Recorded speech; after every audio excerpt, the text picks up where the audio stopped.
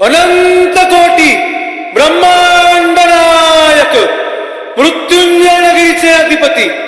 स्मशान निवासी त्रिसंज्ञा क्षेत्र निवासी त्रिलोकनाथ भूतनाथ भोलेनाथ आदियोगी नटराज पंचानन राजे सद्योजात ईशान वामदेव तत्पुरुष अघोर राजाधिराज योगीराज आद्य ज्योतिर्लिंग महामृत्युंजय भगवान श्रीमंत श्री